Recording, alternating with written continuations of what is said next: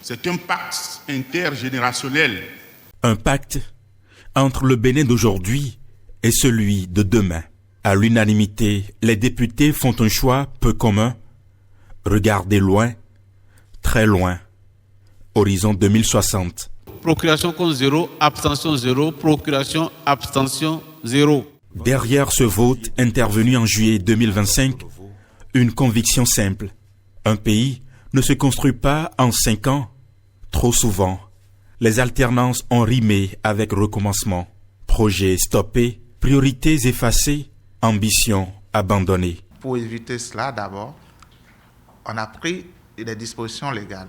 La première disposition légale, c'est de prendre une loi cadre sur la planification du développement et sur l'évaluation des politiques publiques. Et cette loi, elle dit que le Bénin a obligation d'avoir une vision de long terme et que cette vision doit être adoptée par une loi. Elle dit que le président qui arrive doit, à 6 mois, mettre à la disposition des populations un programme d'action du gouvernement qui doit être en arrimage avec la vision et le plan national de développement sur la durée de son mandat. Une vision pensée ici pour répondre aux réalités d'ici. Des garde-fous pour protéger la trajectoire. Des règles pour aligner les politiques publiques. Une architecture conçue pour éviter enfin les éternels recommencements. Ce que nous espérons, c'est que la société béninoise imagine que ça, c'est la trajectoire que nous voulons sur quel que soit celui qui va nous diriger. La vision a été prise par une loi, donc elle s'impose à tout régime qui vient. Et cette loi dit que tous les 10 ans, le gouvernement qui est présent doit faire une évaluation de la vision. Au lancement officiel, l'atmosphère en disait long.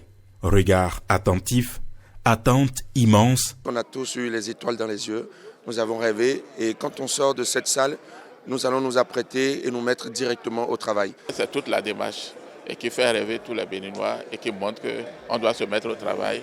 Mais une vision n'a de valeur qu'à une condition, durer. Traverser les générations, résister aux secousses politiques. Et lorsque, en 2060, le Bénin célébrera le centenaire de son indépendance, nous pourrons dire, où que nous soyons, avec sérénité et fierté, nous avons tenu parole.